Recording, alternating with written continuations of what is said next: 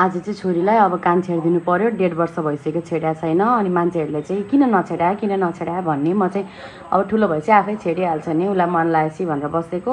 मलाई जसले पनि क्वेसन गर्ने किन नछेड्या भन्ने गरेर होस् न त, अब 30 पनि आइरहेछ, 10 पनि आइरहेछ, छेडिदिन्छु अब भनेर छेड्न गएको। मलाई त छेड्न गएपछि पछाडि किन गएँ जस्तो भयो। मेरो बच्चा हेर्नुहोस् त कति तडपिरहेछ। यो भिडियो पनि मैले यो उसलाई हुन्छ भोलि पर्सि हेर्नको लागि फर्स्ट पार्सिङ भनेर मात्रै बनाएको है, नत्र भने मलाई त्यो भिडियो हेरेर अहिले पनि जिरिङ हुन्छ सम्झिँदाखेरि। अब हुन त अब एकैछिन मात्रै छेडुन्जेल रोइ, त्यस पछाडि नानी दुःख पनि दिनँ, उसले बिर्सिसकेँ।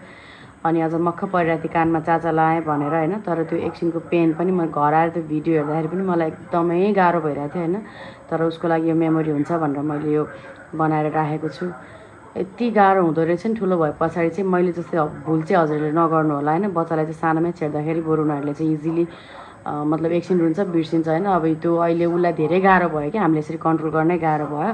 त्यस्तो तडपाई गर्नुभन्दा त बरु सानो बच्चामै छेडेको भए चाहिँ ठिक हुन्थ्यो जस्तो मलाई अहिले आएर लागिरहेछ। सबैले त भन्नुहुन्थ्यो, मैले चाहिँ होस् न त अब उसले ठुलो भएपछि आफै छेडिहाल्छ नि भनेर नछेडी बसेको। तर मलाई चाहिँ एकदम ठुलो लेसन भएको छ कि अब चाहिँ बच्चालाई चाहिँ सानोमै छेड्नुपर्ने रहेछ। अब एकैछिन चिरेर गर्छ, भइहाल्यो, उनीहरूलाई थाहा पनि हुँदैन होइन के गर्न लागेछ भनेर। अब मेरो नानीलाई त अब थाहा भइहाल्यो, त्यसरी त उसले यस्तो गऱ्यो कि होइन, किन छेड्न आए जस्तो पनि भयो मलाई। तर अब यस्तो चाहिँ हजुरले चाहिँ नगर्नु होला। यो चाहिँ एकदम बिग लेसन भयो मेरो लागि, आफ्नो बच्चालाई होइन बेकारै गरे जस्तो पनि लाग्यो। हुन त अरूको कुरामा लागेर गर्न आएको त होइन, रहर त मलाई पनि थियो, तैपनि बच्चालाई के दुखाउनु के गाह्रो गर्नु भनेर बसिरहेको थिएँ। ल नि त अब गरिदिउँ भनेर फेरि आज कहाँबाट एक्कासी जोस आएर गएको। एकछिन त मलाई कस्तो गाह्रो भयो, नानीलाई माया गरेँ, ऊ पनि एकदम रोइरहेको थिएँ। तर एकैछिन गरुन्जेल मात्रै रोएँ, त्यस पछाडि फेरि उसले बिर्सिहाल्यो।